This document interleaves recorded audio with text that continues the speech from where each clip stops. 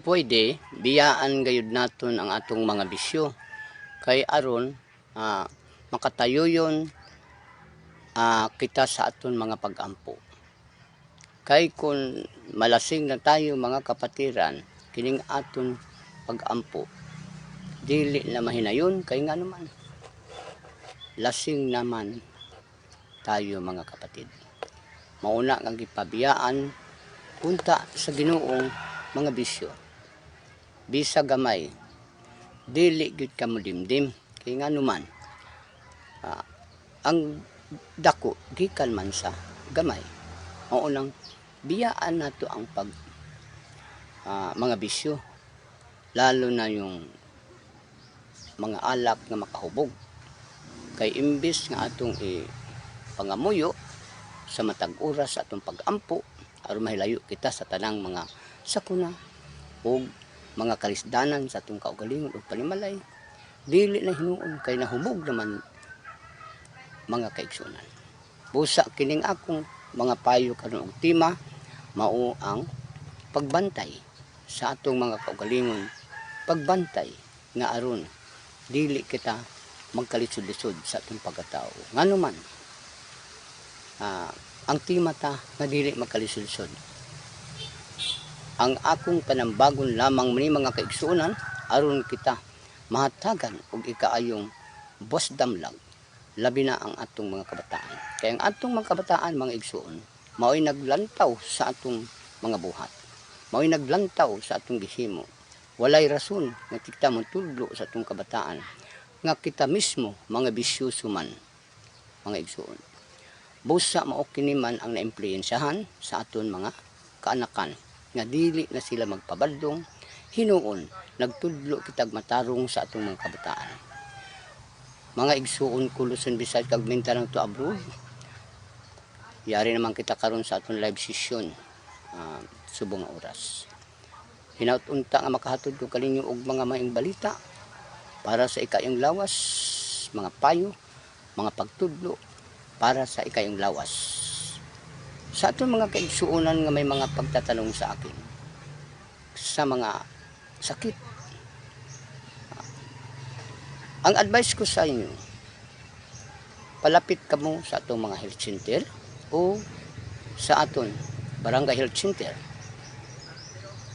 o sa atong city health center para magpakonsulta sa atong mga doktor. Mangayo lang kamo referral sa atong mga barangay barangay DSW para magpakonsulta kamo sa inyong mga sakit. Kay dili man ako manugpakot, dili man ako doktor nga inyo akong pangutanon anang inyong mga balatian. Hinuon kung may mga sakit, pwede lang ako mag-advise sa inyong mga igsoon. Mao man kini karon ang atong istoryahan orasa para paghatag kaninyo og mga advice kung ano ang atong himuon. Mao kini ang akong itudlo kaninyo mga igsuon para kini sa aton ikayong lawas.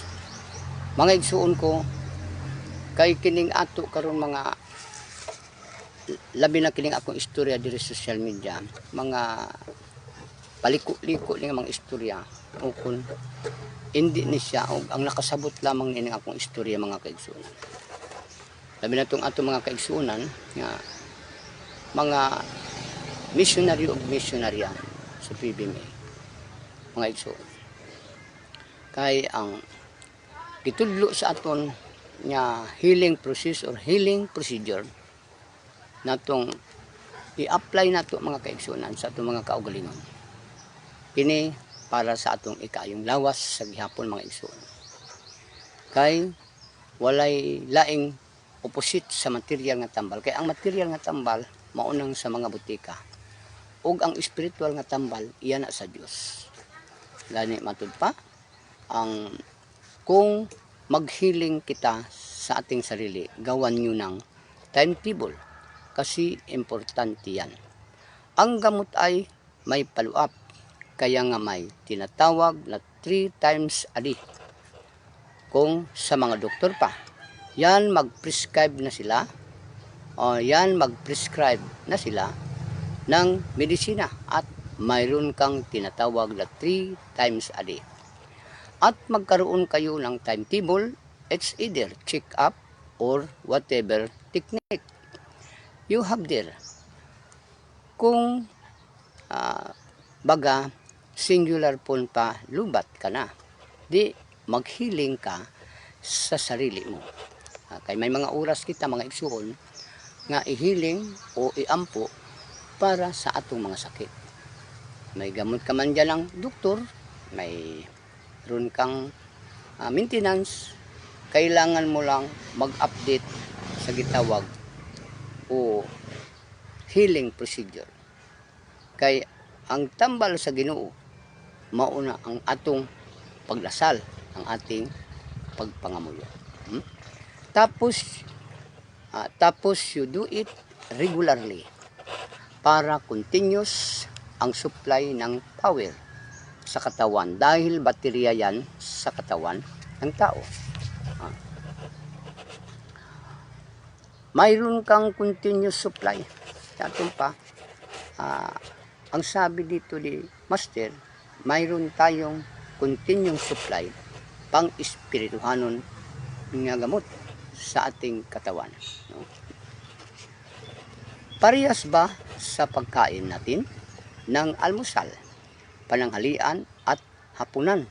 Itapat mo sa oras regularly. So, ibig sabihin, ang panggagamot natin ay hindi profit. Nanggagamot ka sa iba, hindi profit at kulang pa yan. Kailangan magkaroon tayo ng timetable. Yan ay inoobserbahan sa mga misyonaryo o misyonarya o katulad lalo na ni Dr. James Cross at kasama yan iba. Ngunit maganda ang epekto kung mayroon kayong timetable sa mga procedure sa gitudlo nga pagpangamuyo o healing technique mga kaigsunan. Halimbawa, tulad ng Coachella o di kaya Diculgen, antibiotic yan ang present bakterya sa katawan. Maaaring patayin ng antibiotic. Depende yan kaya ang mga doktor ay talagang mag-prescribe at mayroong follow-up talaga. Hindi pwedeng iisang tablet. Hindi pwedeng iisang tablet lang. So, ibig sabihin, sa ating panggagamot, pwede yun sa lagnat, trangkaso, at kanser. Pag mayroon kayong prevention, gawin nyo. And do it regularly also. Maybe once a week will do.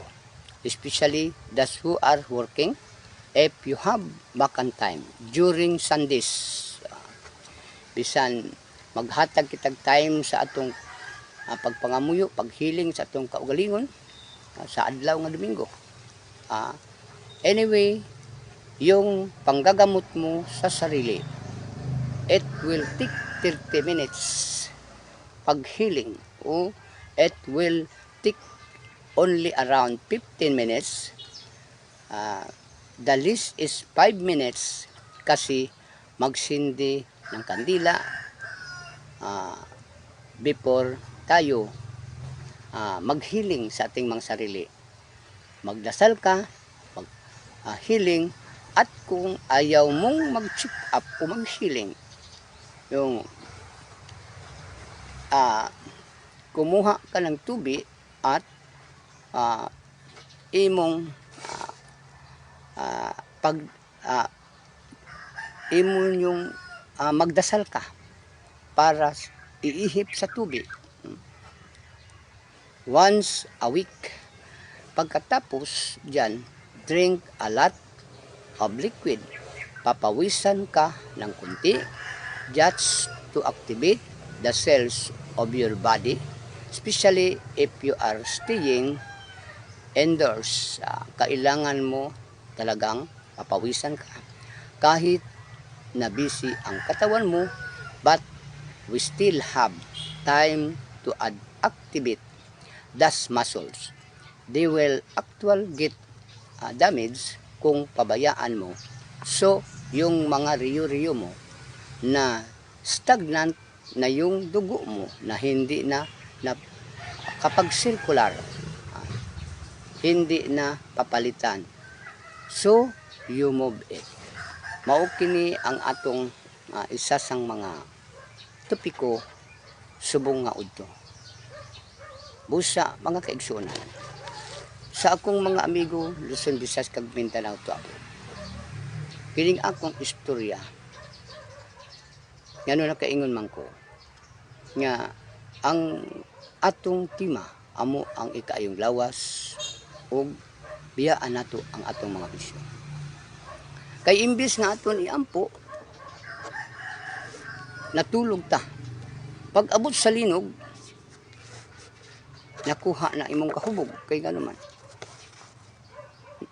niabot man ang kalamidad. Siyempre naman, kung lasing ka, pag abot sa linog, pag abot ng bagyo, o mga kalamidad, nakuha ang imong lasing. Mga kaigsuonan, mao kini nga imbis nga atong ipangamuyo kay uso karon ang kalamidad, natulog kita. Wa di ay ta kahibalo mga igsuon nya nangatumpag na ang mga building. Mao kini ang ato gibantayan karon nga imbis unta kita magampo, ipangalia sa Dios ang atong panahon karon. Hinuon hawak ng Dios ang kalibutan. Siya ang magbubuot sa tanan. Pero walay laing nangayo og kalisod sa kalibutan. Kita lamang mga tao maoy nangayo sa mga kalalatan. Sumala sa panahon mga igsoon. Busa kining ato karon maong pagbantay kay siring ko na ang mga sakit di naton mahibalan. Ang mga kalamidad dili nato mahibalan. Busa kining ato mamanggani nga sa atong pagpangabuhi, giingon ko na kinahanglan magkasinabot kita kay nga naman kamong mag-asawa, asawa ug bana o magsinabot kayo, magkompatible gayud ang inyong panginabuhi para dili magsakripisyo ang atong pamilya.